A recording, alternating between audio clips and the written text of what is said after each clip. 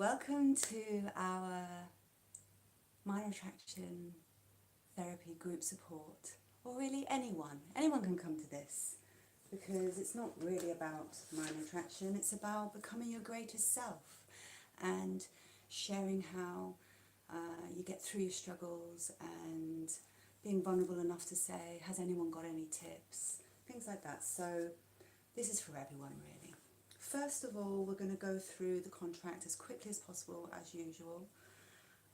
Hopefully this is doing okay because I cannot find my computer. I've got the computer lead, but no computer. And literally, what would I have done with the computer without the lead? Well, because the computer doesn't work without the lead. The battery's really crap. So God knows what I've used that for. So I'm doing it on my phone. So let me know if it's okay, and also let me know if it goes off, because last time I talked for 2 hours, well, I talked for 90 minutes on my own without it recording, and I went all in depth into the whole neuroscience of being self, and I went into in-depth looking into the few case studies that we had, so lost work, never mind, give it up to the gods.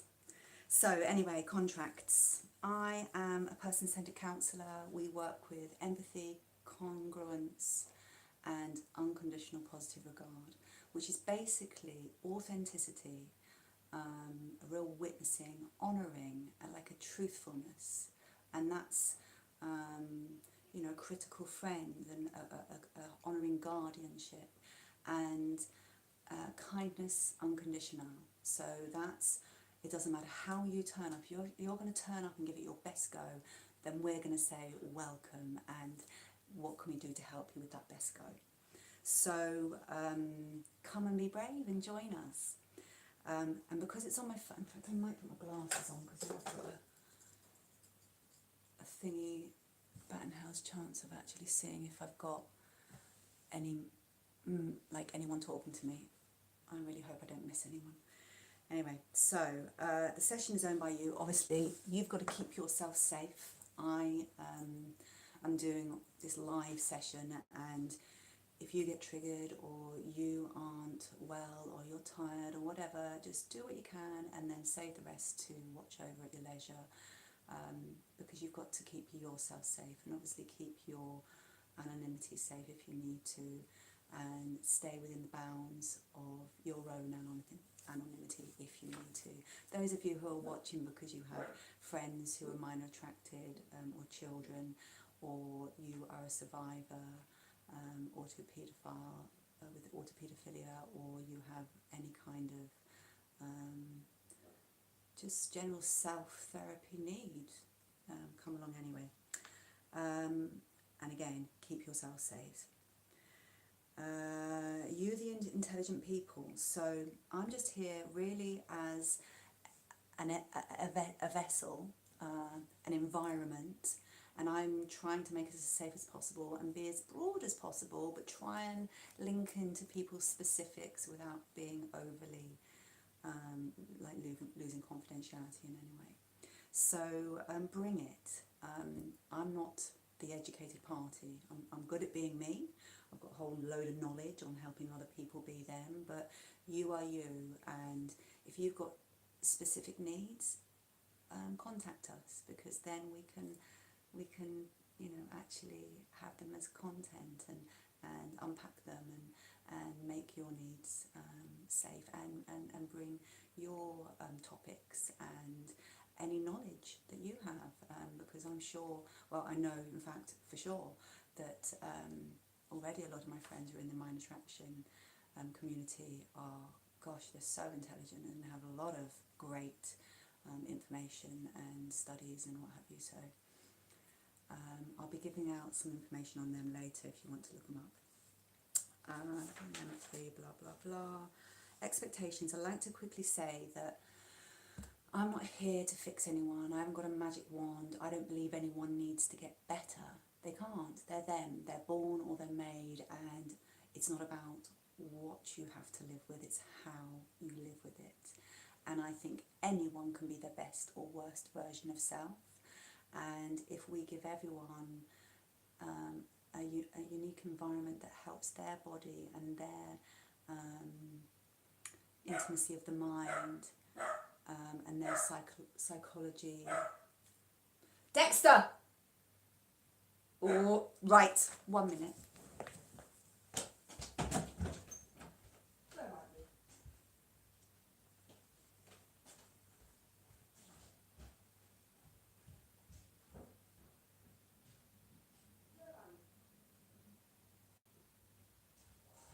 If you bark one more time, you're going in your kennel. I can't find him, the little bugger. Sorry about that.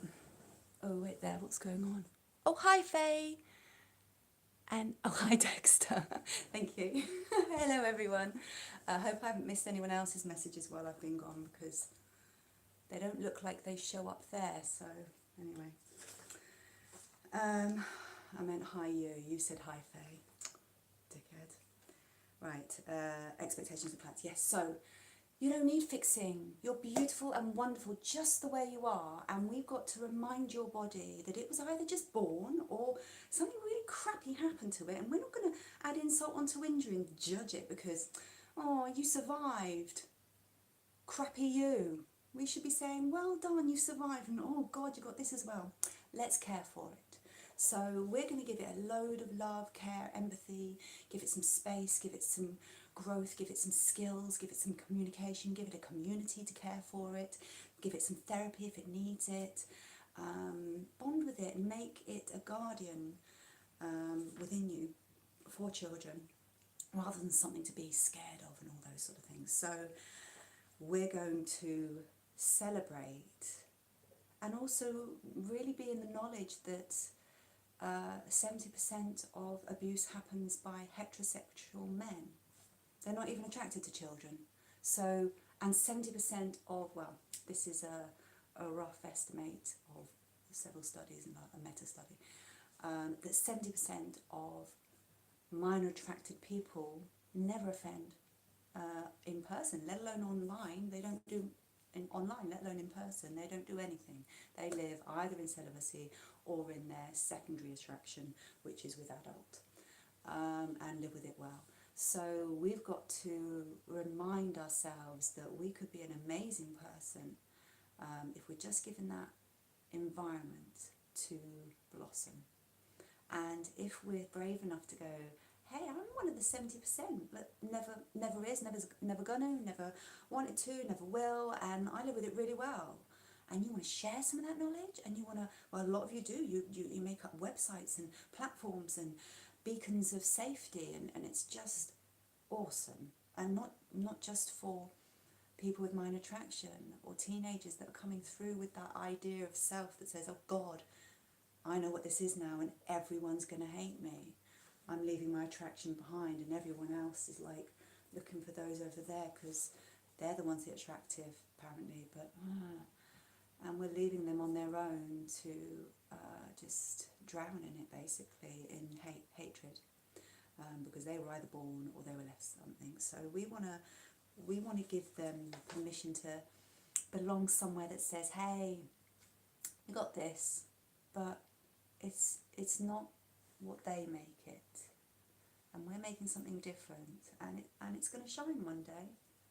And also we're going to help those 70% of heterosexual men that seem to act out on children for some reason. They're not even attracted to them, but there you go. And we're going to help them with that because they need some help.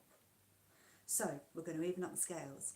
Complaints and queries. I love complaints and queries.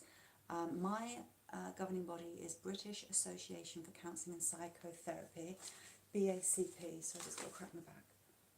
Oh, I'm in pain tonight, so I'm going to be like a bit wiggly. BACP.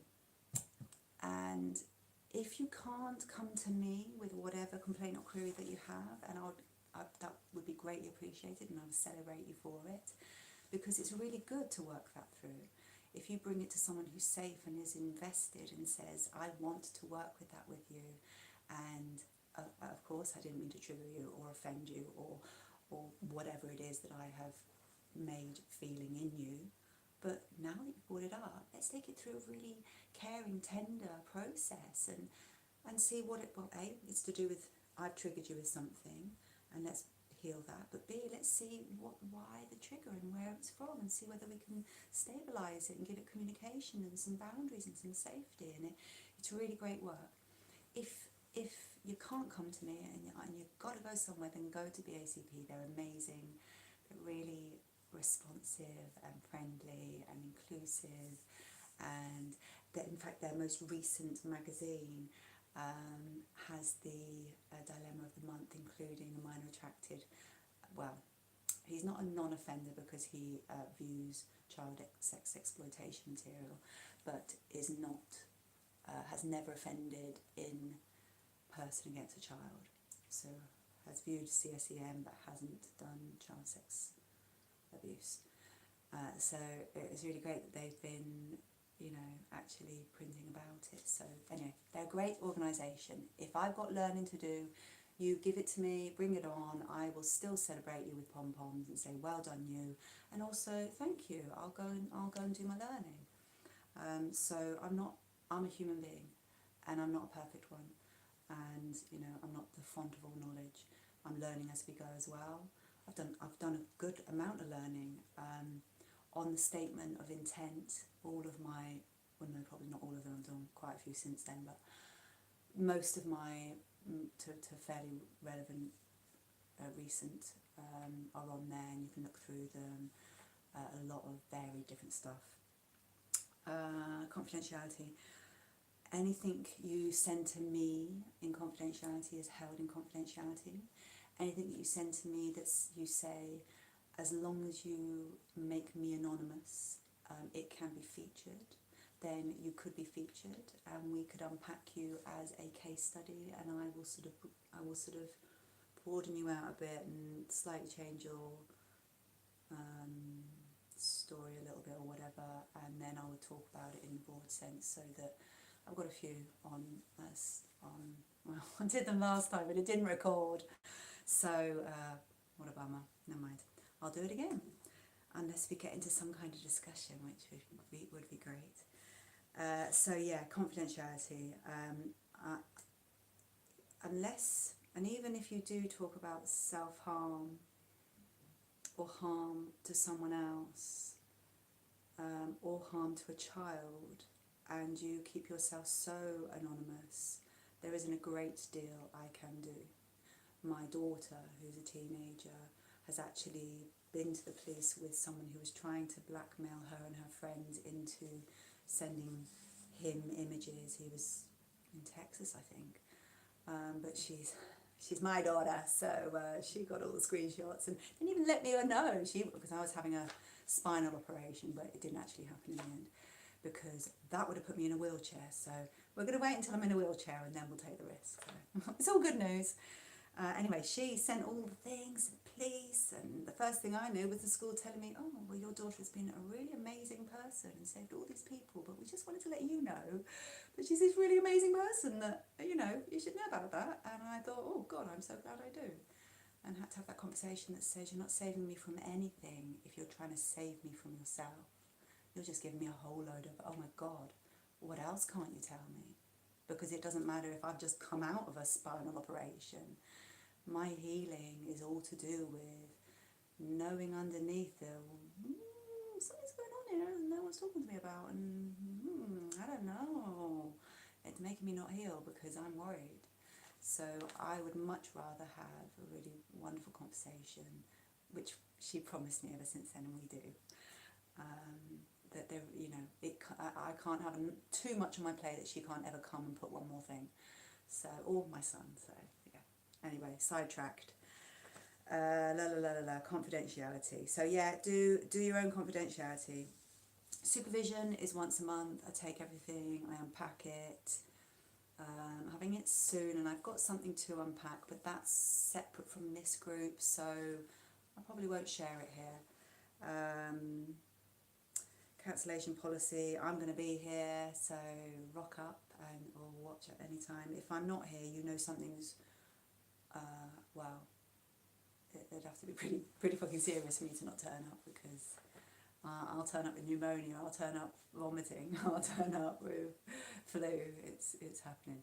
Although I'm much kinder to myself nowadays, so I probably would say, actually I feel really ill, can I cancel? Or do a little bit less. Contact. Get in contact. What's the worst that can happen? You could get something out of it, or you wouldn't. We get somewhere and we don't quite do the thing, but you're not going to lose out. I'm not going to go and then do something with it. It's not going to become something else, because therapy is very much about the relationship and keeping both parties safe within it.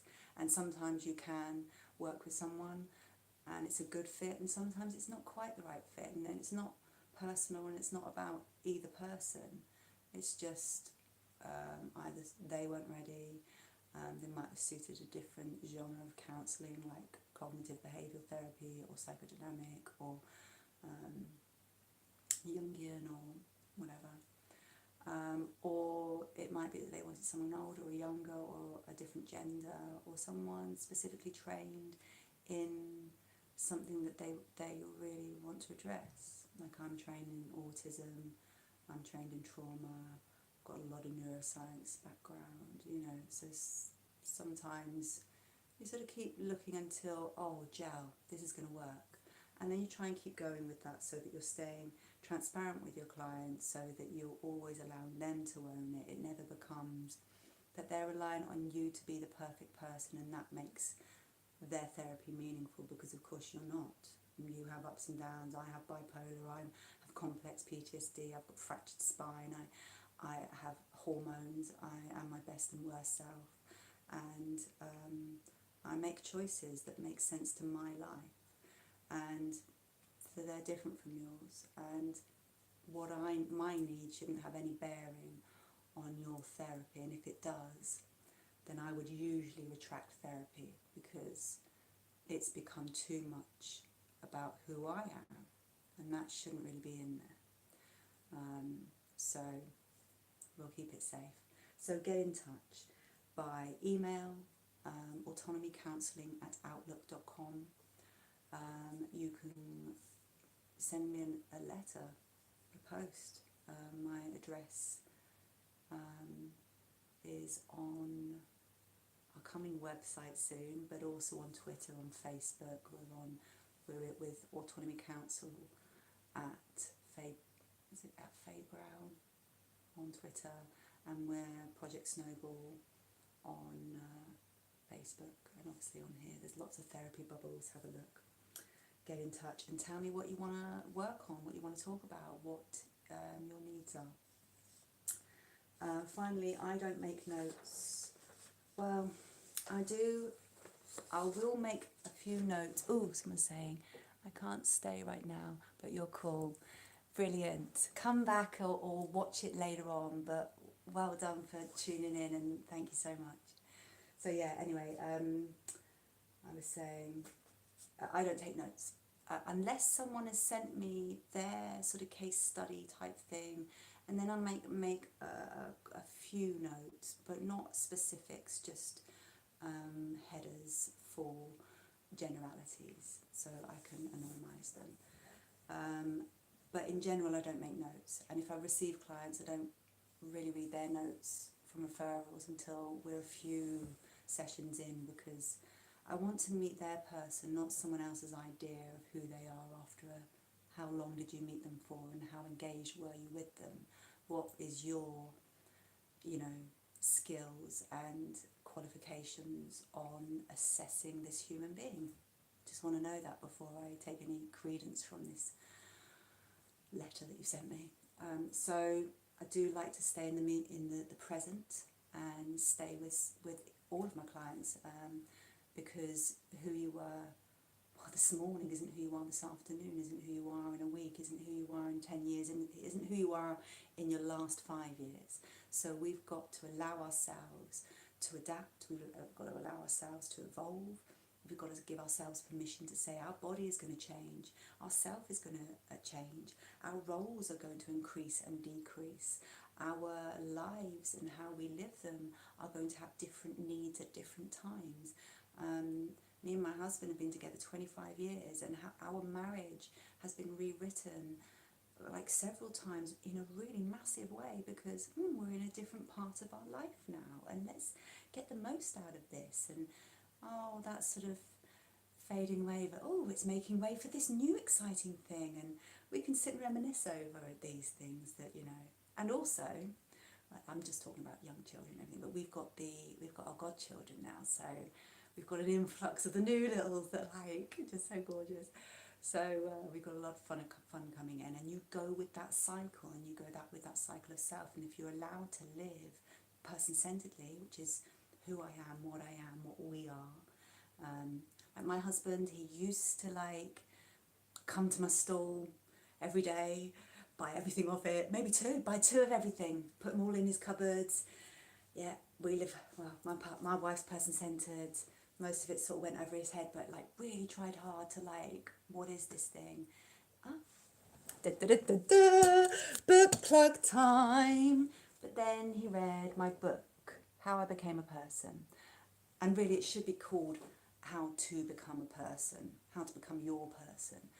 But I've made myself a case study, so I'm like I write an A to Z of how you become a malformed person because ow and oh they did that and you thought oh, and then a sort of becoming around that and how that struggles, and then counselling and the actual unfolding and unpacking of counselling and how that dynamic works in the person and in the family, and then how it then goes on into life.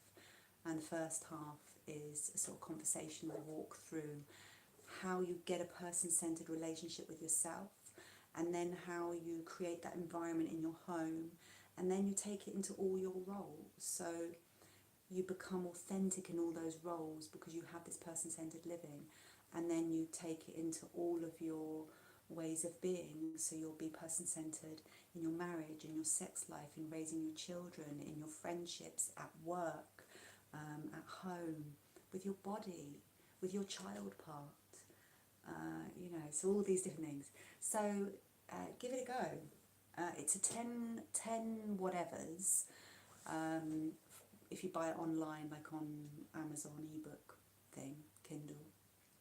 If you're going to get what are these called, like paperback, then it's £10 UK money plus postage to wherever you are, and it's around £5 to £7 like USA, Canada, and it's sort of £3ish UK, this sort of area. So then you can sort of fold down the pages that make sense to you, and you can see, because you've got to read it in a way that says, most of this I am not going to get, it's not to do with me, it's not mine, but the bits that are mine are going to be the portal, the key, the lock, the thread, and you'll wind yourself back to, oh, there I am, oh, there's my child part, oh, there's a trigger, oh, I get why I do that, it's a condition of worth.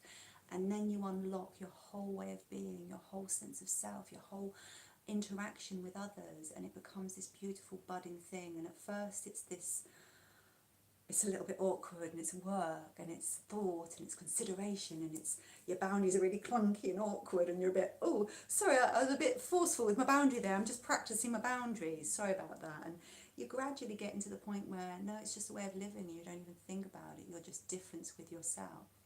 So give person-centeredness a go, because living with anything, including minor attraction, will be better with person-centered living.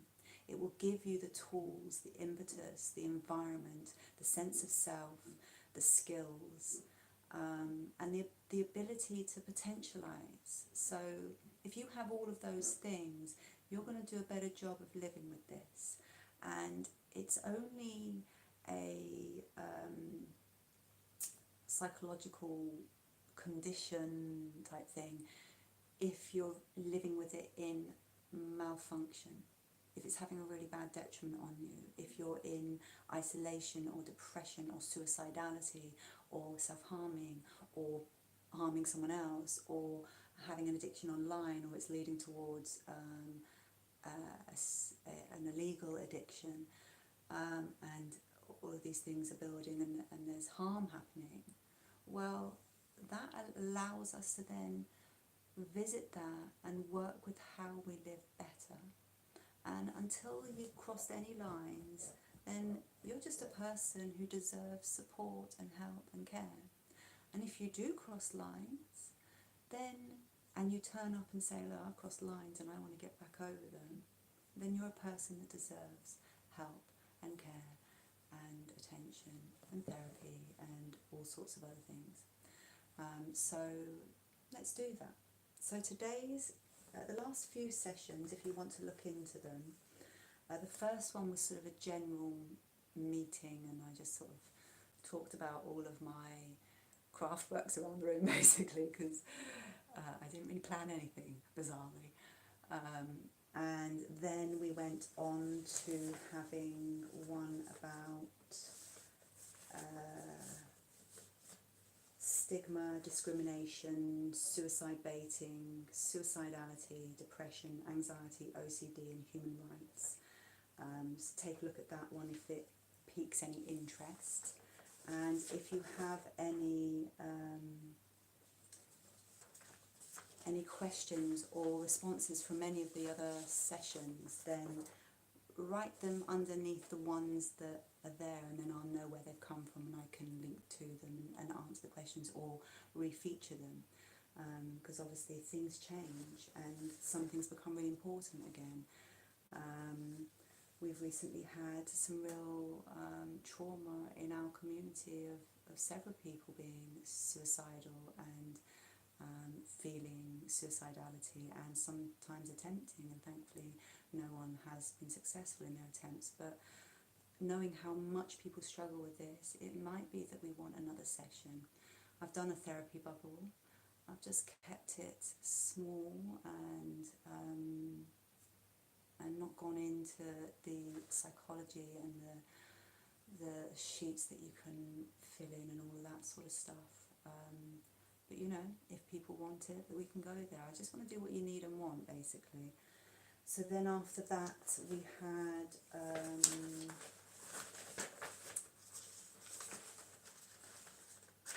how to deal, and that was how to deal with minor attraction and your religion, your relationship with God, self-worth, your identity, self-care, morals, being around minors and the safety in that. So check that one out, and again, see if there's any content that you want to bring back up or revisit or give me any knowledge that I got wrong. Then we had fantasy and being safe in fantasy, so that you have an outlet and expression for your minor attraction without either being illegal online or with child. So ways in which to live with it, to safely fantasize, so that you're being able to release. And we need safe ways of releasing, and hopefully one day we will have legal rights, or you will have legal rights to sex dolls and things like that, and also maybe material, over 25 material that is illustrated, shotter and lolicon type stuff that gives an outlet, gives an idea or an ideal that isn't hurting any children, but gives some rights to these people that have got to spend a lifetime living against something that is an attraction, an urge, and goes with hormones and with the tide of living. And once you get to an older age, you might not have anywhere near as much urge as when you first realising you're through your 18s and early adulthood, where you're getting a lot of hormonal surges, and you can barely control your erection, let alone you know, your hormones and your behaviours with them, so you can get aggressive and all sorts of things. So we need, hopefully we'll get to the point where we'll have rights for people that are suffering with this condition. It will be treated like any other condition, you know. Let's help you with it, not hinder you and press you into a corner where you become your worst self. And we also went through satisfying romantic relationships with adults, and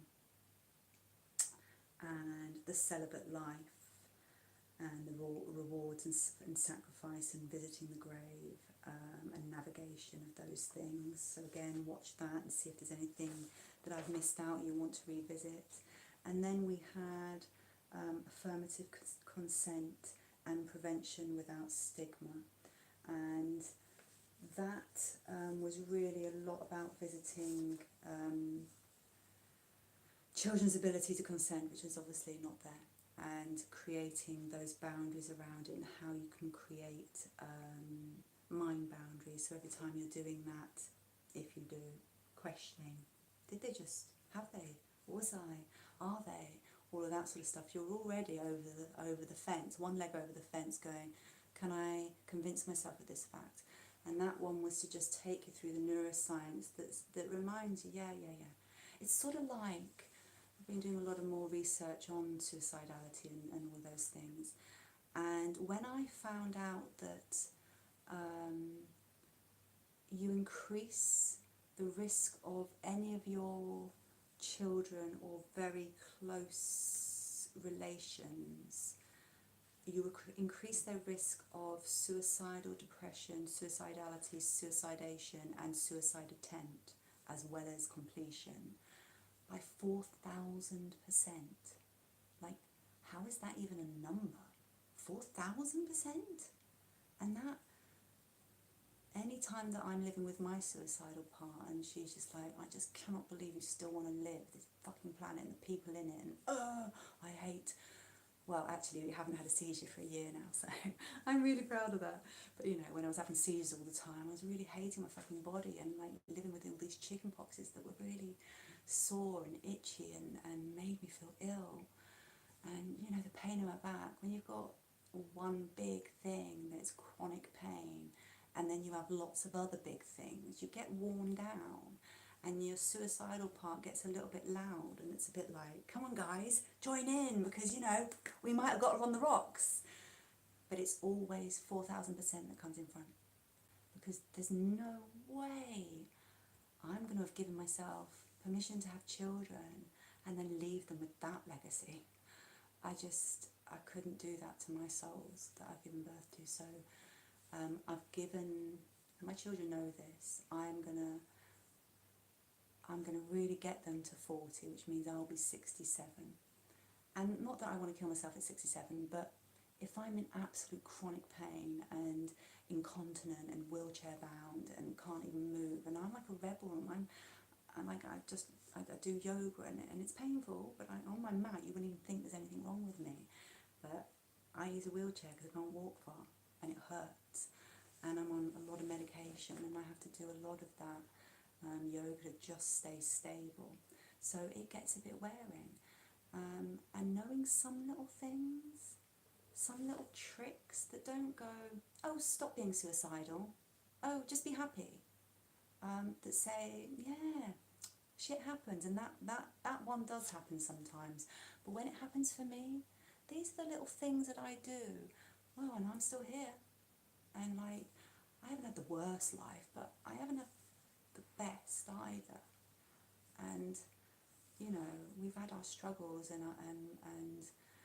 my wearing times, and nearly given up quite a few times. So it's good to have, you know, something in the back pocket that reminds you that yeah, here I am. And that's one part that feels like that. And they can let a couple of other parts gang up, but once you visit all your parts and you remember, actually no, I still want to go and swim in the sea again, I do want to visit here and here, I haven't really finished that relationship, and I've probably got a second book to write, and well, no, yeah, that 4,000% thing, and what about my, you know, so you get to that point where, oh yeah, what am I doing? I'm not looking after myself. That's what I'm doing. Why am I feeling like this? I've let it all got on top of me again. Why am I getting overwhelmed? Because I'm a fucking robot again, and I've got no boundaries and no safety, and I've forgotten to be human. So I like to remind myself of all those facts, and then get back on with living. And it rarely happens now, it really doesn't, but that's because I get to live and I get to look after and I get to be.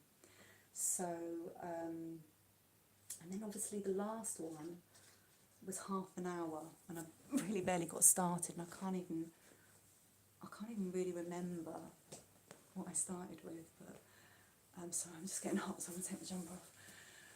So check that one out as well if you want to. So tonight, what shall we do? Shall we go through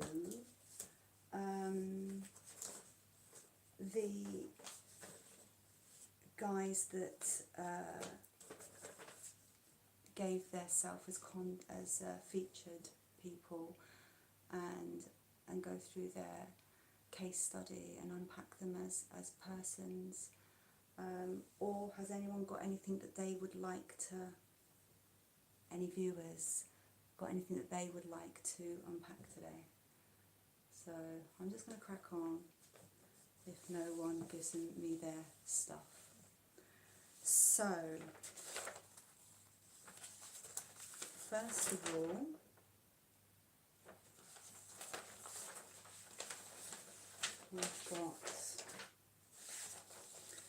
we're going to call him Brian, and he's had child sexual abuse upon him at 8 years old by a 16-year-old male, and there was a power misdynamic in the relationship. So the male that was abusing him had power over him. They might have been in some club and he was a leader and he was an underling, or might have been in a school thing or something like that. So and also it would have counted as sexual abuse because the other minor, the older minor, was 8 years older than our featured person Brian. So how that would have affected him as a person, how his psyche would have been affected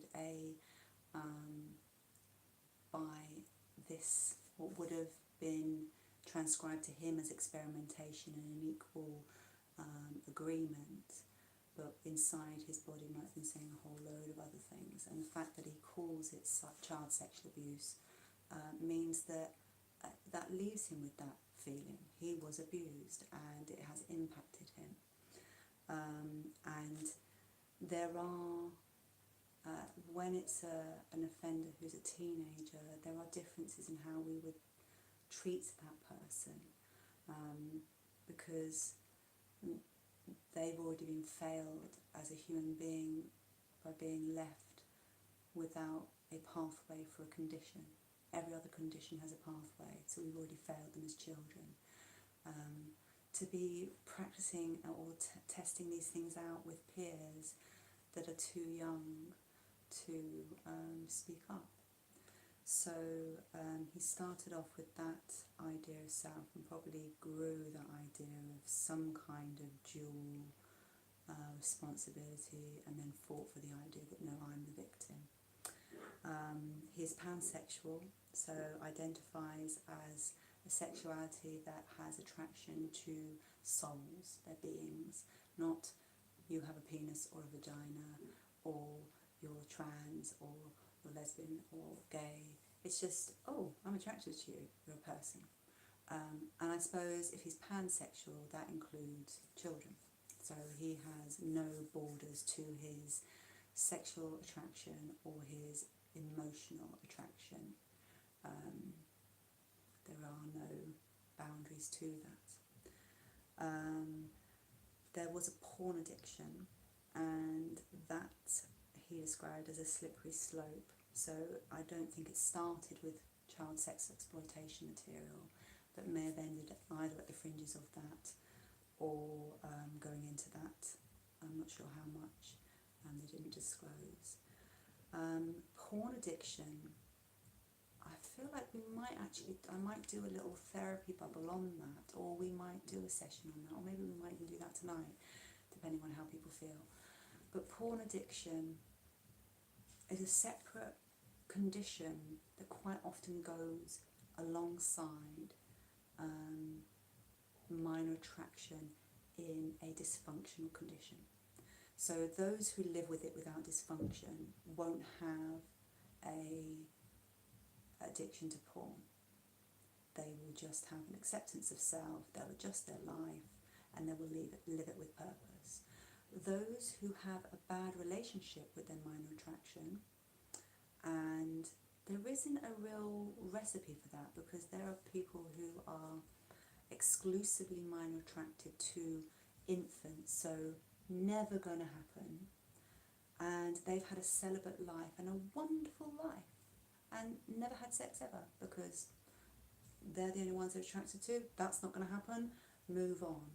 And then there are others that have found it really, really heartbreakingly hard to live with them. They have to visit the grave regularly, and they have to visit that second best list and update it so that they feel like they're rewarding themselves for staying virtuous with this condition.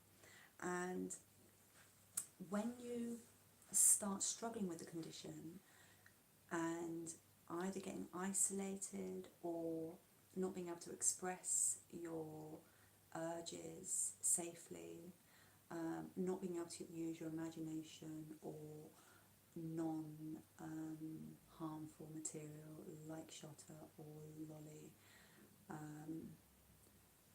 or some films could bring up an idea that you could then go along with, or fantasy, watch the Fantasy One episode session that we did, and that helps with that idea. So if you get to the point where this isolation, this living with it is becoming contracted, porn can become a reward, can become a boredom thing, can become just, I'm sad, lonely, hungry. You can get to the point where you're mistaking thirst for go and have a wank with porn, because your body and your neuroscience gets so screwed up by its reward cycle. Well, it's not just a reward cycle, it's usually a reward shame cycle. It doesn't usually happen where I feel great about this. When porn is used within a relationship and it's understood as it's like not real, it's acting of sex and it's a visual stimulation, and please don't do that to my vagina or your cock because it will really hurt, and they've done a whole load of prepping for all of that, and probably still I can see it does slightly hurt, or oh yeah, she just tapped him off, that did hurt then, which is why I don't enjoy porn. But those that do, I'm not judging. When it's in a relationship and you're able to share it, and it's a visual thing, and it is what's the word? It's, you know, it's considerate to the situation. You're not just dipping into it for whatever because you're hungry or lonely, you're bored. You're doing it because you've got time off and the kids are out, and let's get our jig on. Then it can be a great thing. When it's a lonely, isolated shame cycle, oh, I went there again, and now I don't even feel better, and a grudgeful sort of, and even if it's even further shame because the material I've gone to, and now I'm illegal, and now people can come after me, and that whole psychological and paranoia cycle can kick in, and all of those chemicals, all of those neurosciences that go on, you don't have a chance in hell of being well-being with your minor attraction. You're only ever in a spiral because you can't hold that level of problems up, keep all those plates spinning. You have to at some point say, I need to go somewhere and help myself with addiction. I don't have to say it's a child sex exploitation addiction. I can just say I've got a porn addiction, and I can just go and talk about my feelings and just try and become a person. And well, you are a person, but I mean a person that's looked after, and see whether you can connect with someone that then you're able to trust and say, actually, it's actually this, or someone online that you can stay anonymous with, or a group community type thing where you can stay accountable with other people, and you can find ways of actually beating the addiction and staying safe within it knowing what your parameters are, knowing what your triggers are, making a list of 20 things, including porn, that can make you feel better. And then visiting all of those before you visit porn again. And then with porn, make it a contract that says, I'm going to be well-being in this, and if I don't feel well-being in it, it's not happening. And I know what isn't well-being, and also the paranoia aspect of being illegal with this material is damaging to your psyche. So getting to the point where you're not illegal, working on it. I was working with a client who very bravely and courageously said we were going to do a series of things and of therapy sessions. I would be recorded and his voice recorded, and we would gradually work through some of the things. He was a non-offender in action, but an online offender with child sex exploitation material, and we were working really well together, but unfortunately that has fell through. The expectation dynamic was a little bit heavy, and I have to keep myself safe, and I will work with everyone and anyone, but when you get to the point where you expect me to drop clients because you want a phone call, that's not going to happen. I don't work like that with clients ever, and I'm not going to work like that with you and then put the client that I've got coming and myself into jeopardy because I don't know what this phone call is going to be, and things like that. So I've got to keep safe, and I will keep whoever I'm working with in an agreement and in a working contract that says we both respect each other and we're going to turn up and work. And it's usually really good, but sometimes it falls apart. So, but again, we were working with a porn addiction, so it might be that actually we do want a session about porn addiction and see what we can come up with. So actually working with this person, Brian, on the porn addiction, finding a group near that is Porn Addiction Anonymous, not stating and giving up your vulnerable information, but actually finding a community that says, I'm going to work with this addiction and then look after my condition. They can be separate things. One can be private and one can be therapized, so that this one isn't a devastating condition anymore. It's just something I live with that happens to be me.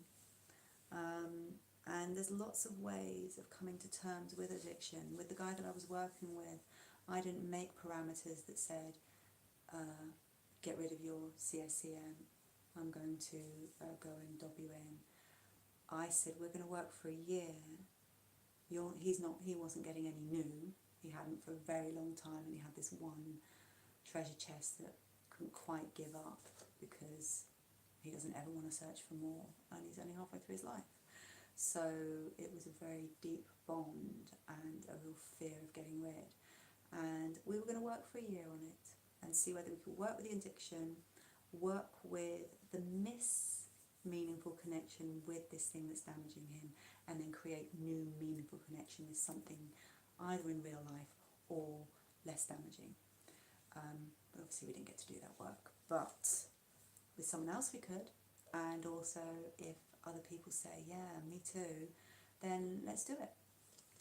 There was other things that he said, his age of attraction and the shame around that, because I think there can be an increased shame cycle with the younger that they get. And quite often if someone hasn't come to terms with their sexuality in terms of I'm gay but I'm also gay for children, then that can create another whole shame cycle and dynamic within it. So coming to terms with your age of attraction is one of the first shame cycles really to come to acceptance with, because you can't change your brain chemistry and your genetics and your trauma history of how you're aroused. And quite regularly arousal is through the edges of things, the dark side, and most people will have bizarre things come flashing through their head at point of orgasm, because the neuroscience of orgasm likes the bizarre, likes the nocturnal, likes the dark, so it gets off on that, and that's usual. So if you have this edge of the edge, then it's easy to catch shame. But if we tell it, it's not shameful to have a thought and a feeling. If I'm to act on it, of course, let's have some shame about that. But to live with something in innocence is heroic, is bravo, and is the opposite of shame. It's really, let's reward this, because thank you.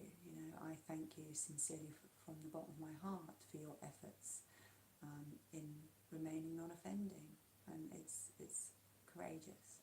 So if we can first of all make it that we're not in war against self, because it's not a shameful thing, we're allowed to live in our best version of self that isn't going to offend and happens to have this thing, then that changes the environment automatically, because you're not working from this screen that says you're forever going to be this, you're forever going to become that, everyone's forever going to feel this about you, and it's all true. What can grow in that environment? So we've got to change it from the soil upwards. The self-punishment he talked about was agoraphobia, anxiety and depression, and he used those in terms of isolation, in terms of blocking himself out and down, in terms of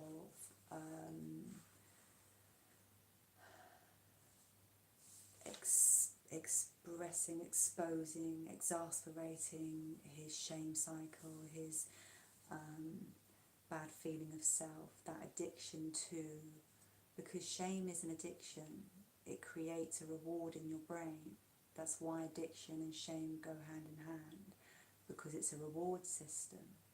It's quite similar to the reward system that children do when they're so starved of affection, attention, they'll take any old shit from you. They'll literally come and punch you in the face just to get telling off, because they just need some interaction. And anxiety can sort of make that really big, so that you can feel super ashamed of yourself and get a real reward of like, yeah, I've really self-flagellated today, and that's a good, I've rewarded all those haters out there with self-shame, well done me.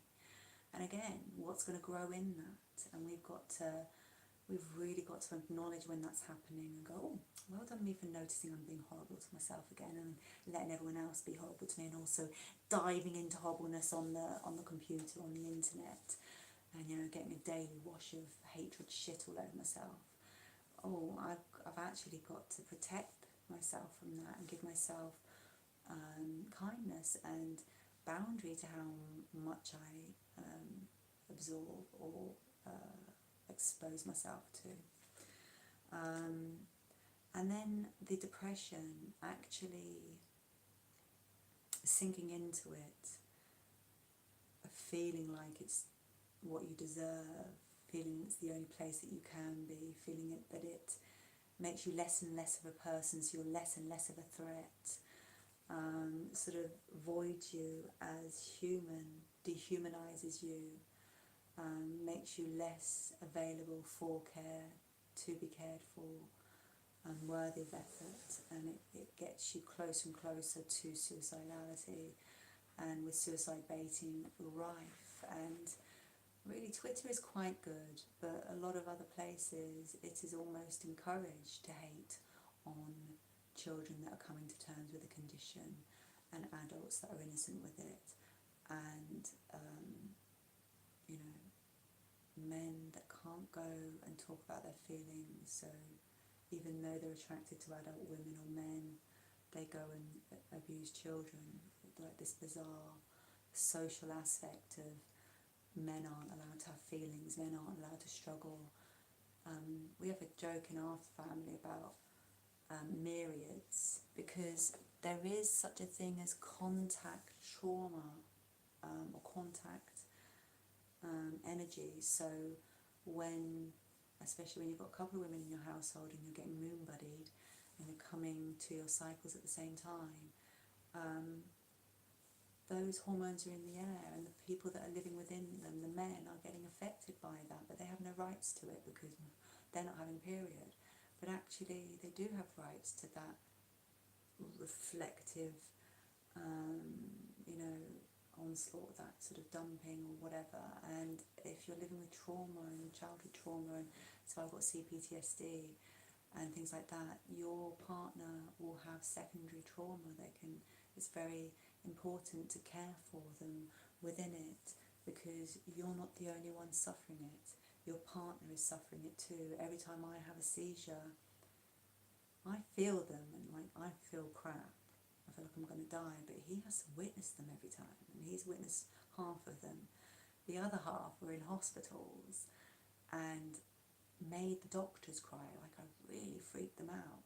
So they're like really horrible to watch. So my husband must be having a secondary traumatic exposure, so we look after that. And looking after self and the traumatic exposure of being told off by everyone and also by self, we've got to be careful with that, that we're not creating an environment where we just sink into and disappear. We've got to go, wait there, I don't deserve to be depressed. I deserve to get support and help and communication about that, and see how I can live with that better.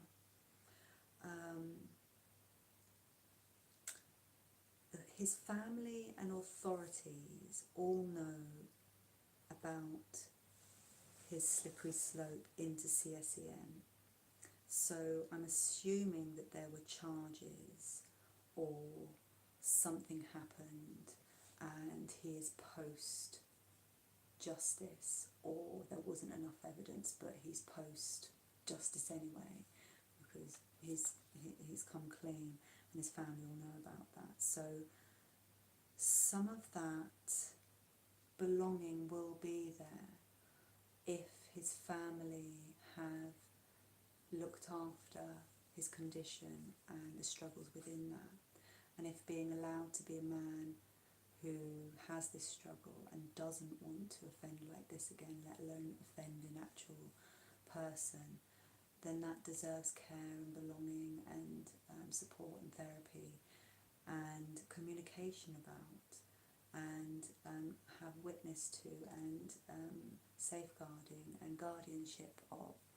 So the fact that this has happened gives me really good feeling for this man's, Brian's, long-term well-being, because A, he has acknowledged his porn addiction, B, sought care and attention for it, and jurisdiction, he's come clean with it, so he hasn't got that burden or that paranoia, shame cycle because someone's going to come and get me.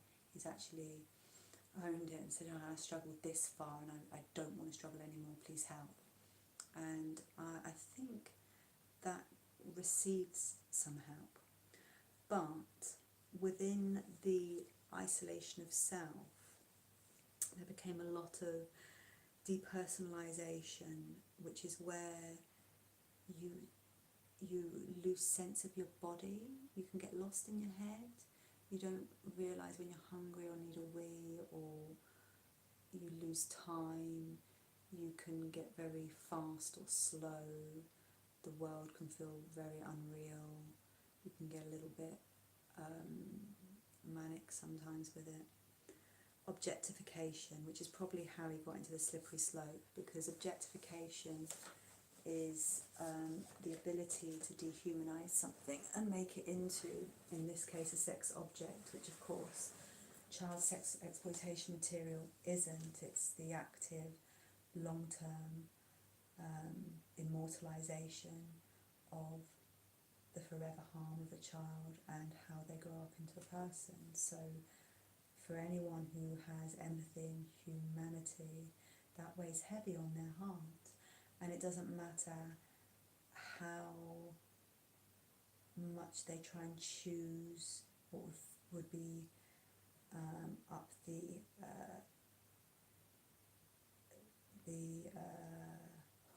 I can't think of the word to use, but where they can say to themselves they look like they're enjoying it, they've got a smile on their face and all of that sort of stuff. If they can convince themselves that it wasn't harmful and they haven't done it and they're separate, it's already made, they're not making any more harm, then that objectification can separate their idea of the victim within it. And actually a lot of work with offenders is to... Hi David and Seth and Jax. Hey, welcome. We're talking about, well, we're unpacking a case study, Brian. We're on to his objectification and how that impacted him. So his ability to either objectify himself as not a person, dehumanise himself to the point where he didn't deserve a life, he didn't deserve support or help, he didn't deserve friends or care for his depression or his isolation or his agoraphobia or his anxiety. And then objectification of the victims within the material he viewed. And it wasn't until he had an emotional breakthrough that said, oh my God, these are victims, and oh my God, what am I doing to myself, and oh my God, how far did I not notice I'd slipped into darkness, and not just of actions, but of just being self. So that further intensified the isolation, the punishment of self. He also wonders whether he self-identifies with autistic spectrum disorder. And I have noticed, and I don't know whether there's a study, and I might look into this, but because there was a study, and they said left-handedness and shorter individuals and a lower IQ were more likely, and head injuries were more likely to be minor attracted. But they didn't, I don't know whether it said whether autistic spectrum disorder was higher up on the list. Because I've definitely noticed a trend in autism where there is more dysphoria, sexual dysphoria, gender dysphoria. There is more spectrum of sexuality and gender, and within that spectrum minor attraction would be. So identifying as autistic can also be another avenue to say, right, I might have an addiction, a condition of self, and then another condition of self which can create boundaries and blocks to being social, accepting self, having feelings, understanding interaction, and also can create ambiguity into that. What the other session was about, affirmative consent. Did they just? Can I question? And if there is a ambiguity in how old someone feels, so there's a learning difficulty, or they're a vulnerable adult with an age discrepancy, so they are older but actually psychologically they're younger, then the peer discrepancy is much more difficult to navigate, because they might feel like peers but obviously in reality they're not. So actually visiting, and it's not about going and getting a statement, because quite frankly, and we went through this with our son, it's not worth the hassle. And we got almost to the end and getting the statement, and then we're told it's not really worth it, and generally it might stigmatise him, and he's not bad enough to get any help anyway. So we decided to go, he's not bad at all, you know, he's Aspergic and fucking awesome actually. We just wanted to help teachers understand that, you know, he learns a bit differently. So we went out of there without a statement and decided to, he thinks he's Darwin's evolution now. He just thinks he's so awesome that everyone else is just catching up. But he also has to understand that he's got to live in a muted set of emotions, a narrower set of spectrum of feelings, and that ability to empathise with self, let alone other, is thwarted because of perspective and because of those narrow spectrums.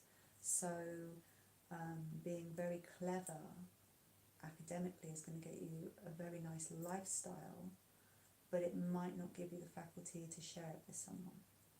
And if you have all sorts of other things that you are dealing with as well, like minor attraction, like anxiety and depression, agoraphobia, like autism or learning difficulty, then you've got lots of things that aren't being cared for, and you're expecting a great human to pop up. Stop it! Pop up and deal. And that's not fair. That's like when I used to live as a robot that wasn't allowed to have CPTSD, didn't have bipolar, couldn't be suicidal and look after those feelings, didn't have a childhood history. No, that's not going to affect me. That was just something that happened. Go away. Early menopause that causes all sorts of things, and then all the body stuff, the hypermobility syndrome and the fractured spine, and all of those things. If I didn't look after those, and my dyslexia, if I didn't look after those, then I can't become my best self beyond them. They're not who I am. I'm not, hi, I'm Faye dyslexic. Hi, I'm Faye pansexual. Hi, I'm Faye, bipolar. No, that's just a state of being at different moments in time, depending on the experience I'm having. And most of the time, they're quite private. You're not your sexual self when you're just out socialising. You're your sexual self in a very private, intimate way with usually a chosen person, unless you're into risk, which is another thing that can happen with people that don't care about themselves. They don't. They will put themselves in risk and harm in all sorts of ways, including sexually, and can quite often get into a BDSM type thing and get really hurt in the process because of the shame cycle. And if they are homosexual and seeking out to be hurt in some way sexually and shamed for that, it's a very addictive, psychologically addictive. It's like heroin, and that's a powerful detrimental environment to live in. So if we give these parts and these structures of self their credence, their thank you for telling me that we have this to look after, and I'm sorry I've ignored you for all this time. What do you need? Oh, if you just needed ice cream on a Friday, I could have done that ages ago. It's not going to be ice cream on a Friday. Well, it might be ice cream on a Friday, who knows? But it's going to be 100 little things. It's not going to be one big thing. It's not going to be changing anything. You can't change anything. Give up on that idea now, because it doesn't exist. Same as perfection. If you're in perfection mode, you're up here and you're failing all day long, because no one can. No one can succeed on that. When you hear it good enough, everything is good enough pretty much all the time. And occasionally when you drop the ball a bit, and from here, that's all it is. It's not, oh my God, utter failure, beat me with a naily stick. It's, oh, I can kind of see why that happened, because I'm not a robot and I need to remember that. So we want to keep it here where actually you're allowed to look after your body, your psychological self, and your condition of humanity. And those are just things that you're born with, or you're given through bad experience, sometimes good experience, not in terms of, well, some people do say they've had a good child sexual abuse experience, but I'd like to spend a couple of hours in therapy with them and really see whether that is how they feel, because I generally feel like that's a whole load of hiding what hurts. But anyway, sidestepping. They had a lot of psychological conditions, self-loathing, secrecy, suicidality, guilt and shame, identity issues, so a lot of dysphoria, masking, a very autistic thing to do, which is, and generally very young, usually by the time they're 6. So they're just out of infancy, which in psychological terms is 6 and under, and they're beginning to know that they're one of so many that they're almost infinitesimal. And if they've got a good home, then they'll belong here and they'll still be able to blossom. If they've got no good home, then oh fuck, who am I, what am I, and how can I ever survive? And then it's just, let's see.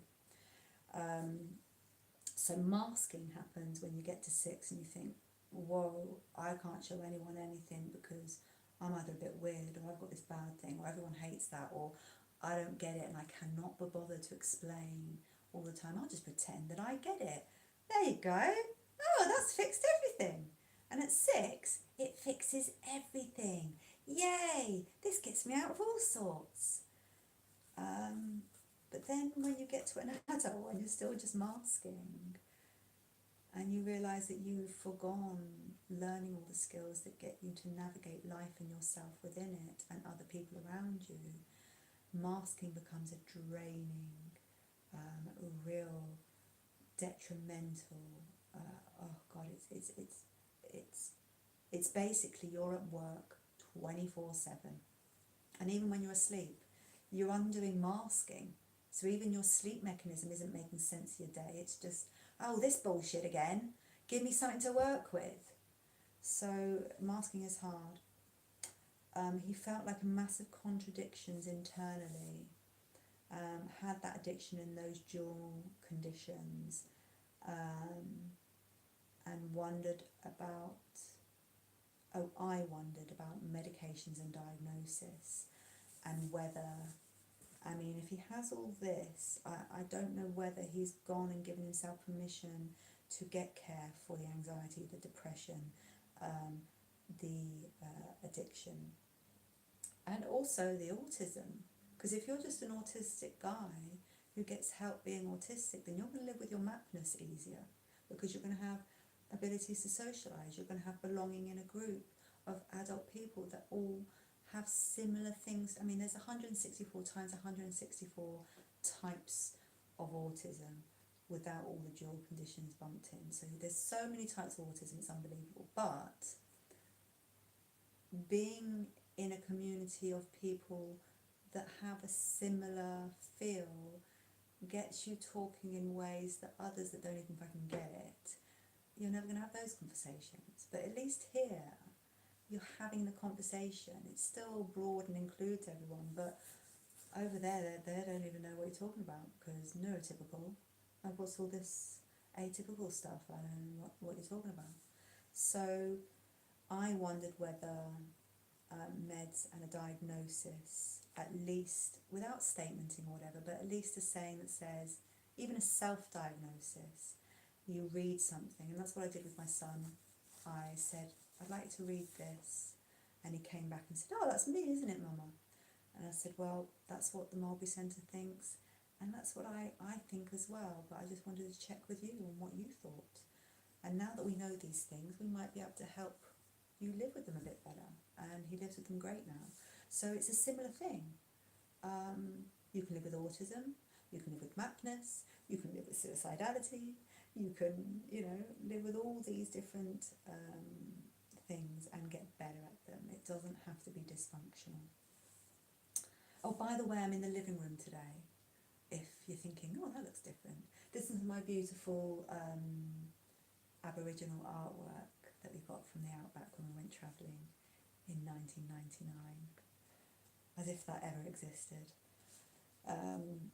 Because I didn't want it to zone out again and lose all my content. So I'm in here at the hub of the machine, and it's not going to drop me out this time, little twat.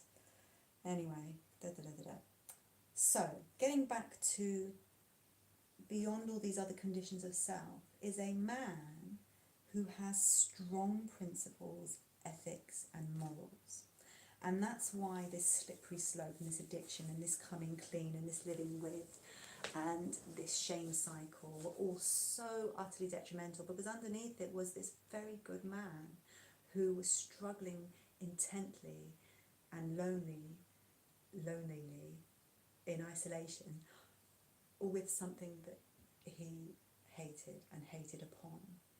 Now, if we could change some of those conditions and he was allowed to have a bit of belonging, a bit of care, one or two of these conditions tended to, so that those didn't impact any further on this other condition. And then some alternatives, some expressions, some support. What would his experience look like then? So I then wondered about his real life and his environment and relationships and what in real life that looks like now.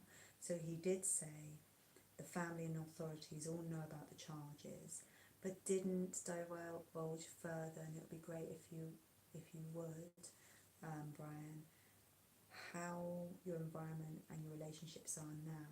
Because if you told them all about it and they shamed you and chucked you out of your life, then oh fuck. If they said, wow, thank you for being honest and being so brave, and you've done your time, and let's help you with your life from now on, and try and forgive yourself because you've done the right thing in the end.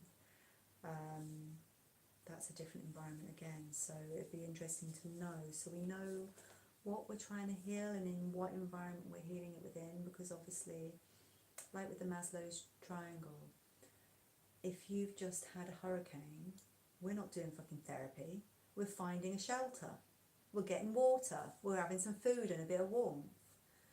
If we've got all those things, we're going to make a home, and we're going to get a telly, and we're going to get a sofa and a bed and some food, and we're going to try and meet the neighbours and get into a school or get a job. And then we're going to get to the point where, alright, I want to share this with someone, I want to get to know people, I want to get my hobbies back intact, I want to get some interests and some passions, and I want to date. But if I'm in the exclusive range of minor attraction, then I've got to find my second best in everything, and how I visit the grave of that, so that I stay sane with it. But if I don't have exclusive mind attraction, how does it look to go this place? But also maybe, like people I suppose who are pansexual or bisexual, don't want to go, they end up with what would be deemed as the societal norm of male and female, but neither of them could have ended up that. Both of them could have ended up with the same sex, but it happens to be this.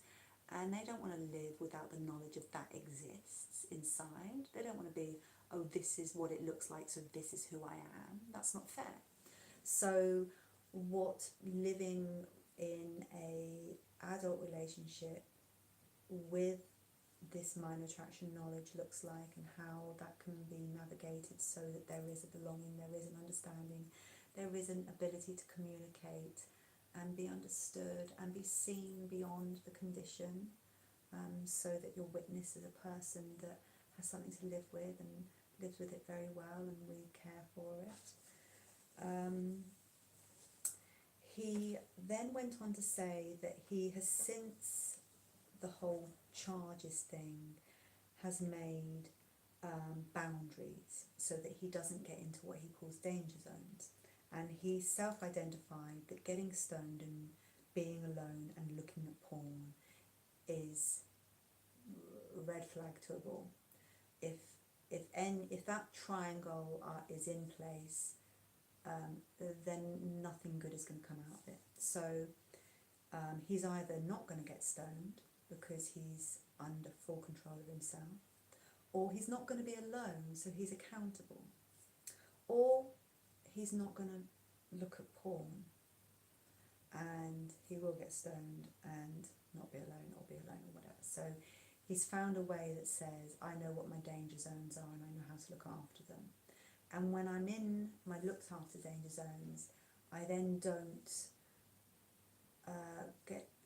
feel slippery slope. I feel in control of my principles and ethics, and I can be my human person. He said that he has, I think, an ex-wife and daughter, and the mum and dad. But I wondered again what their responses were, and what the relationships are like now, because obviously it can devastate relationships if any kind of illegal activity has occurred. If you can get into, and you have a good family, that you can talk about your struggles before you get into any illegality, then you can get the environment where you wouldn't get into illegality, because you've got the belonging, you've got the safety nets, you've got the safeguarding, you've got the guardianship, you've got the witnessing and the culpability, the camaraderie.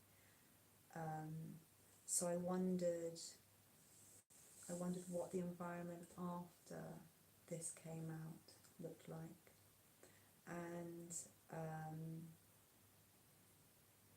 whether his child abuse was recognised and known about and cared for, because what could be happening is that he is exploring his own abuse, his own psychological makeup of that, his own trauma, trying to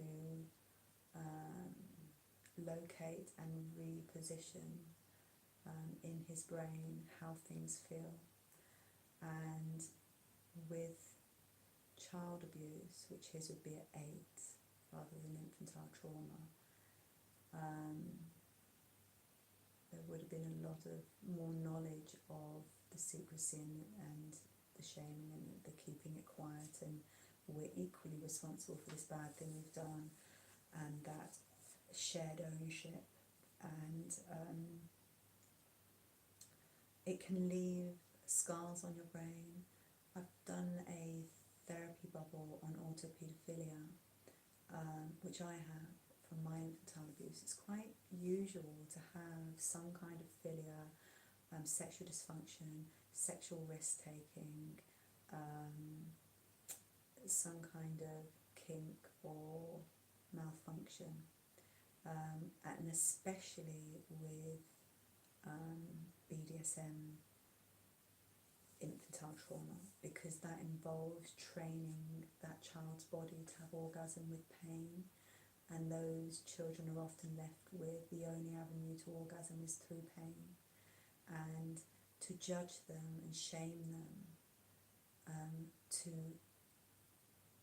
because they want to receive pleasure, and that's the only way that they've been left to receive it, is really shame on us. I think that is insult unto injury. And I think if we made a dialogue of this a bit more open, and we were able to give people that communication that says, even if it is that, it doesn't have to be that, it could just be this, and we'll look after it. But it might not be this, it could be just this, and it could be just that. And the more we look at it, it might be actually nothing. It might be what mine is, which is a scar, a CPTSD scar, that is triggered through somatics, through touch, because I was too young to have a prefrontal cortex memory, and intimacy triggers flashbacks, and thereof infantile abuse. And not just my own, it collects. I can read a story, and then I'm the abuse victim in that story, and all of a sudden my brain's got another flash that comes forwards. And it can be very traumatic if you don't understand that A, it means nothing. I don't look at children and feel sexually attracted to them. I've questioned myself up until, maybe a decade ago, and all my treatment, to the point of suicidality, because am I really allowed to have children? What is this going to be? Am I really okay?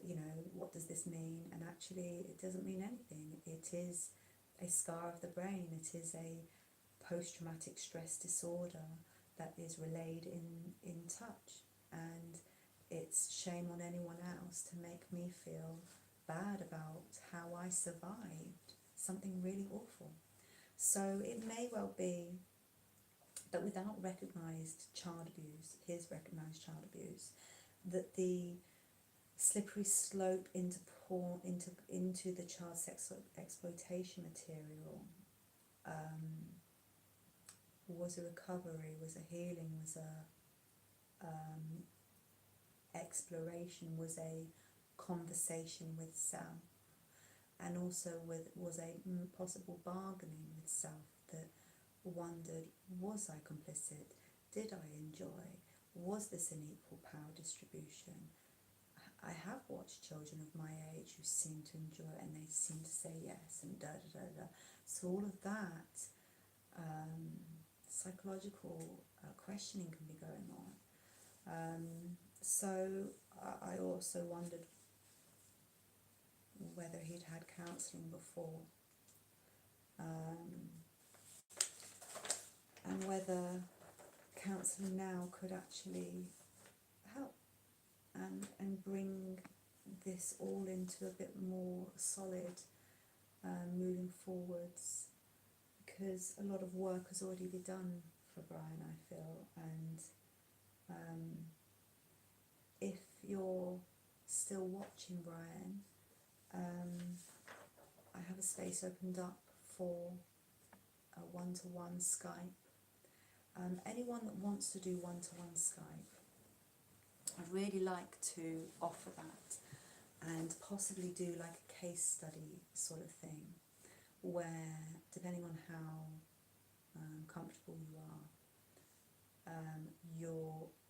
you can have a voice change on your end if you want to, but your voice is heard and you see me, and we have a therapy session, a series of therapy sessions, at least 6, possibly 12, over a year, and we create a case study of an average map and create a process and together work so that we can then make some kind of beginnings of, not a template, but this is an idea of what could help. And I know everyone's an individual and they're unique, but until we've done it, we can't help everyone else. And it just takes one brave person to go, yeah, I'm up for that. And, I will keep you safe. I've got no agenda other than helping other people, first of all being you. So the other person that was going to do it, we've done one and a half hour session, and that won't be featured. That will remain private because it didn't go anywhere. So I'm not ever going to use you. God forbid, I wouldn't ever do that. So we've got half an hour longer. Let's go on to a new one, and hopefully Brian will get in touch, possibly. I'm going to do this one, but I've got to be really careful about keeping them anonymous and being really... Oh no, wait there. I'm going to double check they want me to be featured actually. I've got a vague memory that they didn't want to, so I'm not going to do that. Okay. Let's see what else we've got.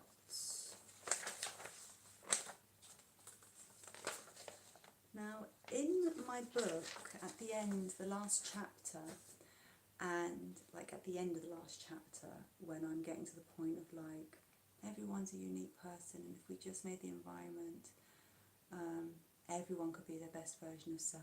And I talk about paedophilia, not eloquently at all. I would probably rewrite that part in the next edit, in the next print. I might rewrite that whole part. But we're all growing. Our knowledge is always learning, and we're all fallible. And mainly it's my terminology. That's a little bit. But I've done a lot more reading and what have you since then. And it basically begins the idea of, if we just make an environment where everyone's allowed to be a human and given the opportunity to be their best human, then everyone would be everyone. And that's even psychopaths, because psychopaths in a well-being environment, just born that way, we can't blame them. And, you know, if you turn up giving free ice cream every day, well, that's on you, because they're going to take it.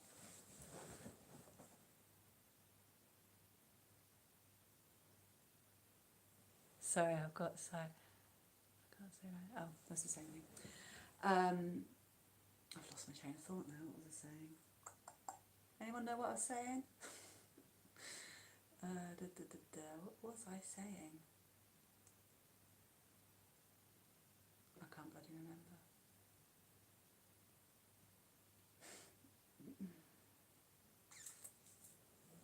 Brain fart. Right.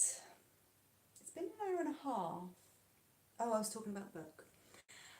Yeah, and making your environment. So I want everyone to think about making a Pinterest board and get the app on your phone. I want you to do the Myers-Briggs test, go on to humanmetrics.com, get an idea of your personality type, and when you read the thing, assess how accurate it is, because it'll only be a percentage accurate. Then put the letters into the Pinterest. I'm INFJ, and then loads of INFJ stuff will come up, and you'll be able to find the ones that match you perfectly. And then you can add things, say about your anxiety or your depression or your dyslexia or your bipolar or all these different things. So you gradually build up this idea of self, and not just self, a multi-dimensional, multi-rolled series of evolutions of self, so that no matter what part of yourself you have to be, because everyone dissociates, and I like to put it like this, where even children, so if you're playing with your friend and your parent walks in, you're a different kind of child. If you're being girlfriend, boyfriend with your partner and your kid walks in, you become parent, quick smart, well, unless you're deeply inappropriate. And that's dissociation. You go from one role to the other, because baby doesn't want sexy, and teacher doesn't need daddy, and all these different things. So if you start getting good at navigating all these levels of self and having an expression of that and building up, and you keep visiting that Pinterest board so it says, oh yeah, that was me, that is me, and you keep updating it, and you can start picking out your favourites, and you know what kind of holidays you like. You can just build up everything about yourself. I've made Pinterest boards for my children and my husband, so I can put little things on, and whatever they're doing in their life and whatever interests they have, I can go, oh, check out your Pinterest board. I've put some stuff on about chess, or I've put some stuff on about GCSEs, or I've put some stuff on about CVs or RAF or bullying or Christianity or whatever their interest and feeling at the time is, and then they can think, oh, that was a nice way to be unintrusively like interested and caring, because obviously they're teenagers and they don't want me in their business, but they don't want me at the side of their business going, hi, I'm still here if you want to go, parent. So I want you to think about what your version of, it's called homeostasis balance. There's a homeostasis therapy bubble. Watch that as well. And have a look at what living with your body, with all of its things, looks like. Not, shit, dyslexia, I'm rubbish, I'm stupid. Oh, I've got these things to look after because I am slow at reading and I do need quiet, and if I'm going to read, I need to read it several times before it goes in, and I'll probably get it wrong at first. But also right brain thinking, which makes me really creative and a bit and I'm like, yay, and that is like super cool. So you give your full spectrum of everything as well, and if there's the end that says, oh, I feel stupid again, I've got dyslexia, you can go, oh, don't feel stupid, I'm sorry you're feeling stupid today, what can we do to make that feel okay? and also obviously not stupid, dyslexic. So can we help that in some ways so that's not struggling so much? And then you get to witness that wherever you go into your role. So if I'm mama and you know you've got to get through that whole homework phase, and like I can barely learn it myself, let alone teach someone else. And also I'm patient, but once it's gone, it's just gone. And like we both end up in tears because I just can't take any more, neither can they. And you know, I had to accept that no, I'm not a teacher and I'm dyslexic, and my daughter is dyslexic. My son needs nothing, he's Aspergic, he's clever as they come. Daughter, we're glad that we can afford to get a maths tutor every now and then when she's struggling. And that, oh my gosh, and they relinquished me of that burden and that guilt and that shame cycle that said I'm a shit parent because I can't teach my dyslexic daughter maths because I'm dyslexic. And they said, well, we've done a degree to do this, you know. We don't just wake up like teaching people. We've had to really study. And of course, like I couldn't come and sit in your chair and be a counsellor or a chiropodist. So don't beat yourself up that you found it really hard and did the right thing very quickly, which is to say, I'm not good at this. Can we find someone that is? Because this isn't you, it's me. And it's not really me, it's dyslexia. And it's not really dyslexia, it's, you know, different brains. And we came to terms with it. So I want you to look at what coming to terms looks like. And it isn't just mapness. Mapness is one thing. And it feels so fucking huge because everyone else makes it huge. Everyone else. Sometimes I feel that way about my dyslexia. Aww. Well, what you've got to remember is that dyslexia makes you right-brained. Right brain is about empathic intellect. It's about psychological depth. It's about intimacy. It's about creativity. It's about artistic flair. It's about being able to do perspectives. Most people don't even know their own perspective, let alone every person's in the room because they can see a broad picture. We can though. We're really good at that shit. So dyslexic? But no, dyslexic? Fucking A! I dragged my self through the academics of the degree of counselling. But the dyslexia makes me the good counsellor, the good enough counsellor that is actually quite awesome, that I get told quite often. So, not that I take on, because it's your work actually, but I create an environment and I use myself. I don't use myself, I feature myself, and I've done a lot of work and I'm brave with it and they appreciate that. So, that's a dyslexia. That allows me to be free-flowing, and I love my dyslexia now. I've like fallen in love with the fact that I've got this right brain that's a bit academically stupid, but so fucking empathically intelligent, and you know, feelings intelligence. I think like my son, he will always have a good lifestyle, but he will have to work on sharing it with someone. My daughter will always have belonging and meaning and depth and understanding and some kind of just yumminess. She might not get a lot of money, but I don't fear for either of them really, because we work on both celebrating their strengths but also supporting their not weaknesses, but you know, the things they're not so good at.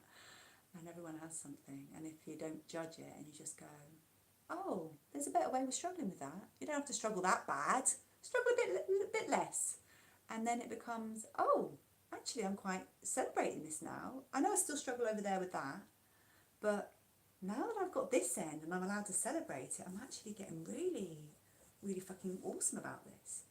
So I want you to think about what your humanness looks like, what it includes, all of the conditions, all of the self-identifying, and what their needs are, all of those bits. What could bipolar need? What could depression need? What could CPTSD need? What does fractured spine need? Stop fucking ignoring it and doing your own cleaning. Get a cleaner once a month and live with it getting a bit dirty, you know, because that's not important. Wetting yourself because you've overused your nerves again, and you're going to get, and you can only use them so many times because at some point you're just going to be incontinent. That's important. So giving myself permission to go, I do love a clean home, but that is not important.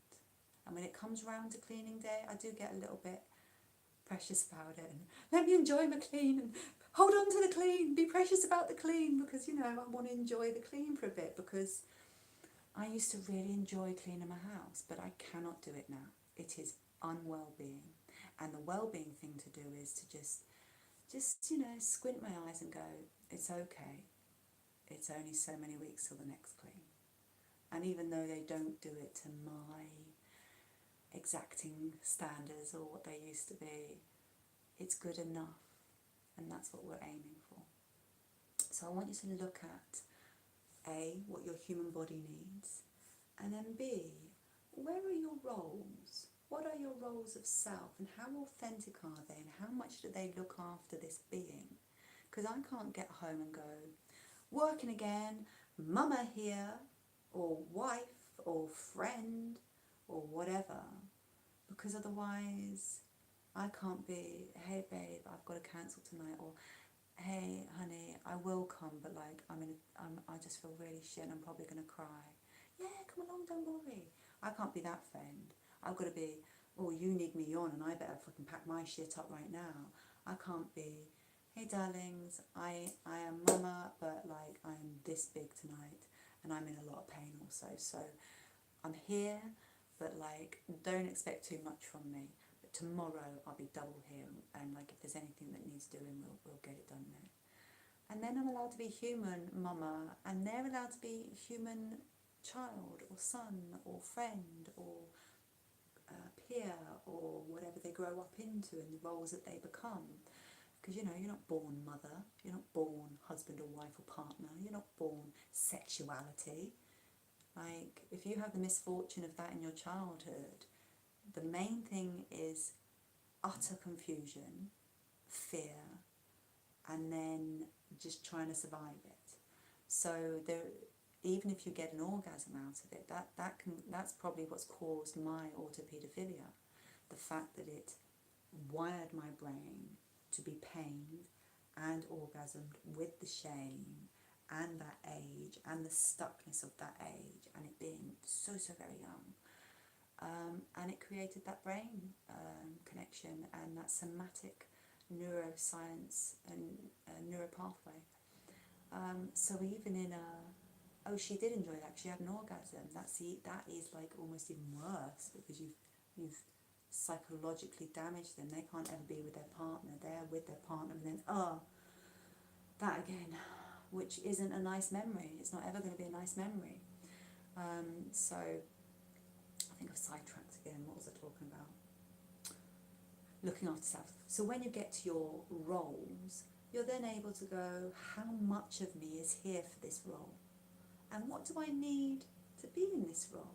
Because sometimes parent is co-parent, and we've got to team up and see what this is, and know what we're doing and make a plan. And sometimes co-parent is, hey, you're getting old enough to make some of your own decisions, and do I need to back off and let you fall over sometimes, or do you want me to still give you some support from the side? What does it look like?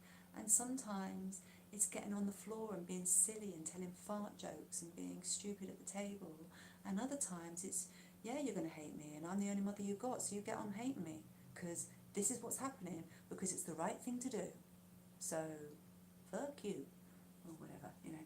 So it depends. It depends on the situation and what kind of parent you have to be in that moment, and that evolves with your child and each child. I'm a totally different parent to Magenta from Bailey, because they're unique people, don't you know? So be unique with yourself. Find what you need. Find how you need to live with it.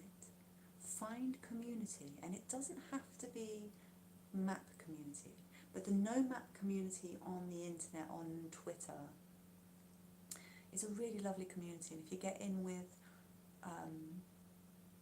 some of the ones with rainbows on the things, or you know, some of our people on Verped or StopSo.org, or Lucy Faithful Foundation, or Prostasia Foundation, or you know, all the lovely ones that I love, that I don't want to miss anyone out. I'll read them all later. Find some community, even if it isn't with a MAP community. Find a community with an Aspergic community, or a dyslexic community, or a therapy community, or I like knitting community, or I miss building dens community, or that's not it, or whatever community you can find. I used to play netball. Let's find a netball club. Let's see whether my body responds to being in the team of netballers again. And no, I didn't really like the netball, but the team, fucking hell, I'm going to carry on going, because that after netball club was fucking brilliant. So see what it looks like when my children are in the shower again. Like, it's like money down the drain. They're like, I love the fact that they're so ultra clean, but really, twice a day? So the places to visit for some kind of belonging, community, safety, beacons of therapy and process. Stopso.org, verped.org, lucyfaithful.org.uk, jesushouse.org.uk, angebleu.com, the Blue Angel Association, theconversation.com, Prostasia Foundation, thepreventionproject.org, CSA primaryprevention.org. There's a few what are they called, researchers and scientists in universities that do a lot of studies and what have you. Ian McPhail, Dr. Sky Stevens, and I keep saying I'm going to remember this other guy who is like really, really cool and does a lot of campaigning for the cause, and he is called,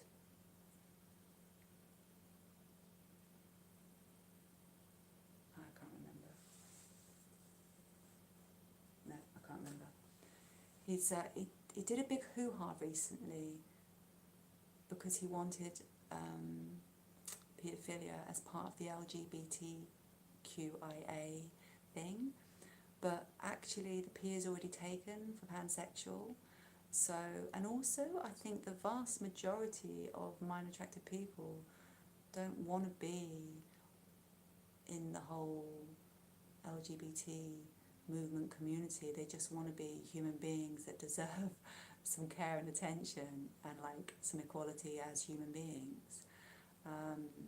They don't need to go and fly a flag, they just need some rights to live, some rights to have some, you know, attention, some care, some equal rights as everyone else, as innocent people. And sometimes, and actually quite often I feel, as victims of abuse. And they have now been failed not only as a victim of abuse, but someone who's been left with something that deserves care and attention. Also, I am new to group therapy thing. Sometimes I feel that way. I'm so glad you're here, Jax. I'm really glad. Maybe, Jax, anyone that's been watching, you'd like to email me. And I ask people to just send me just a general story of their whole life, basically, as much as you feel comfortable in sharing. And then if you can watch a few of the content on the YouTube, a few of the therapy bubbles that feel like, that might be me, and then take notes, and a few of the minor attraction sessions and take notes, and then get to the point where you understand what you're bringing so we can work together on it. Otherwise, it's not a waste of time, but it's time that you could do that. And if we're going to use time, then I want to use it effectively. And what you can get done as like homework, I'd rather you do that there and we get on with the like proper work together. Because quite often you're in a different time zone to me, and it's really hard to like be able to match up. So anyone that wants to work at you, and you don't have to do the whole featured thing at all. You don't have to do the I'm going to be your case study person. We can just work, and I'll work with anyone, including offenders who have come to their justice. If you have historically used CSEM and aren't an active collector and aren't visiting any further, so you're not actively being illegal at this moment in time, then I will work with that too. If you are bringing active illegality, then that's not for you to dump on me and for me to hold for you. That's for you to get some justice and some help for. And actually, I mean, if you're coming to me for me to help you get that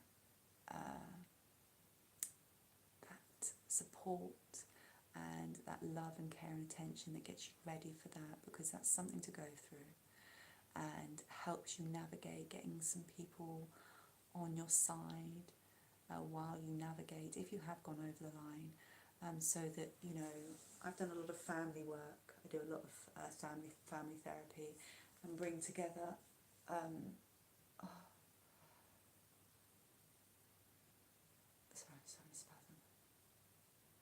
bring together a lot of families who are in real dire trauma.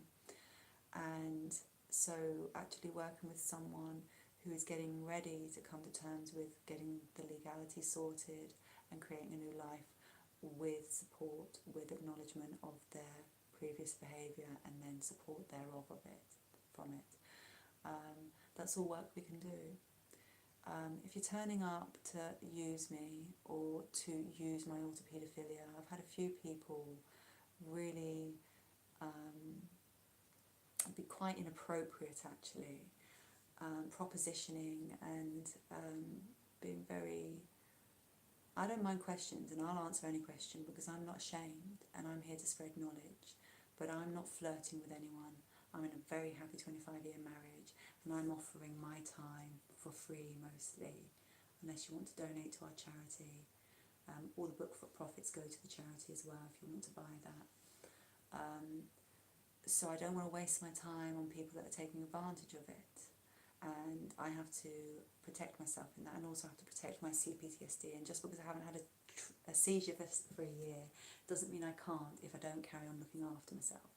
So if you want to turn up to work, then I will turn up with you, and I'll probably double your efforts because that's just the kind of person I am. But you've got to turn up. You can't expect me to not be ethical, to not be your therapist, and I work with what a lot would call sloppy boundaries, because I have between session interaction. You're allowed to contact me by text. All my clients are allowed to. I'd rather have a quick moment and keep you on your way than slide all the way back because you held it in for the whole month. That's bring it on. It takes me no time at all. As long as you understand we're in a time deficit, I'm a busy person, I'm a professional, and I will get back to you ASAP, and you are precious.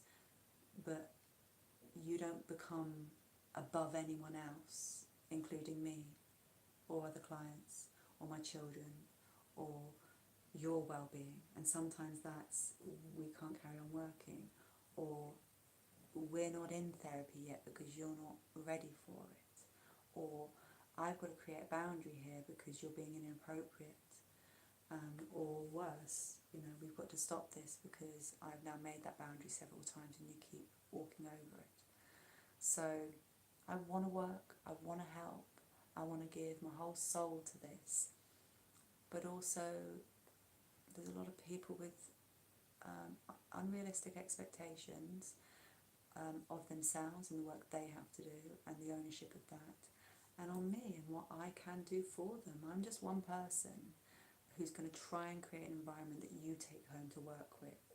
I'm not your environment that you lean on and backfill your life with. That wouldn't be ethical of me. That's not how I work, and that's not how any counsellor should work. So that all said, if you want to work, get in touch in any way that you want to, and in any fashion that you're comfortable with. And if you don't want to Skype, We could phone call. Phone call is harder because all I'm relying on is your voice, and you can't see my intent, my facial features and everything. So it's harder. And so if I'm only relying on your voice and you're only relying on my voice, or even worse, we're relying on text. And if that's the case, then I would want you to watch a good deal of my content so you can see my humour, so you can see my speech pattern, so you can stay with my words rather than what the fuck did she mean by that. And because quite often when you're reflecting in text, it comes across as I'm saying this. So with a client, when I reflected back, oh, so that's the end then. See you later then. He thought that that's what I was just saying, when actually I was reflecting to him that that's how he's presenting it to me, as if I meant to go, oh, all right then, bye, as if none of this meant anything and there hasn't been a closure or whatever. Is that what you want me to do, or what is this? So it's very hard to create the intimation and stay with the intent of what you're saying through text, through words, written words. So, all of that said, I'll work any old way, but you've also got to remember the less attached we are, the less I can glean from, because I'm only doing my best effort of understanding you with less and less input from you. So if it is just words on a page, then I've got to put a lot together from those words. If it's just your voice, then I've got to think about what your voice isn't saying, what I can't see in your body and your facial features and your eyes and your jaw and how your body moves. And quite often people will be silently crying with a big smile on their face, regaling some terrible trauma, and it wouldn't be that if you hadn't seen them that you could even know that they were traumatized. A lot of people do that masking, especially when you're living with something so secret and so demonized. So yeah, if you can trust me, and I'm trustworthy, and I'm not a knee-jerk reaction, and I don't need to go doxing people, and I'm not interested in that. That's not my job. I'm leaving that all up to the authorities. If you're being naughty, you're going to get found, and I don't need to be part of that. What I want to be part of is here as a beacon, and if you want to work on something good with a team of people that are working on something good, then join us. If you want to infiltrate because you just want to get away with shit, and you want to blame other people, and you want to,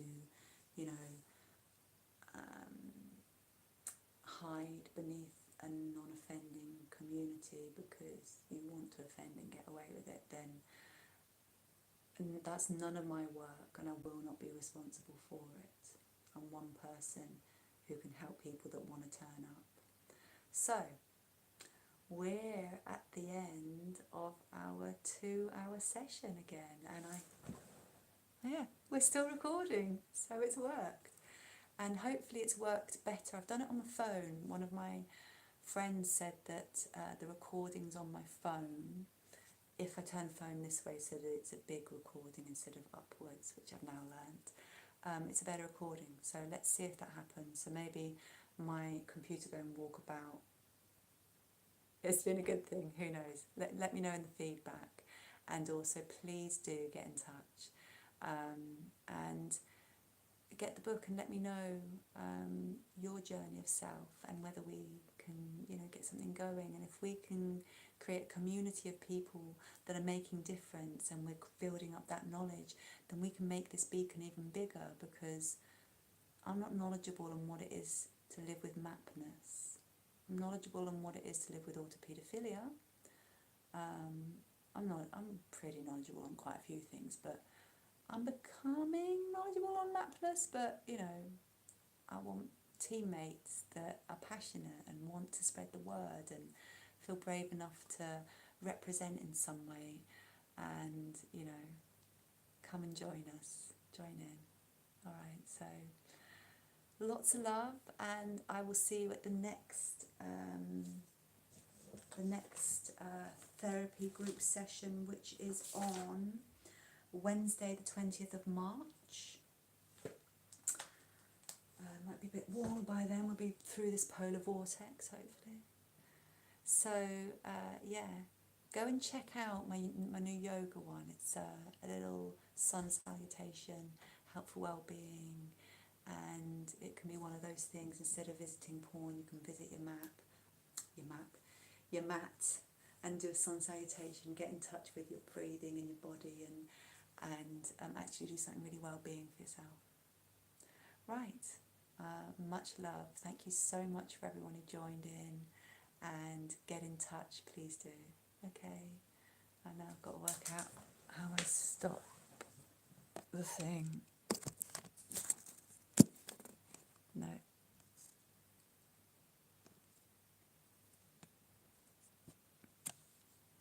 No. Oh, I don't know how. You're just going to watch me forever. Are you sure you want to stop streaming? Okay. Oh, bye everyone. Bye, Jax. See you soon. Get in contact on Twitter.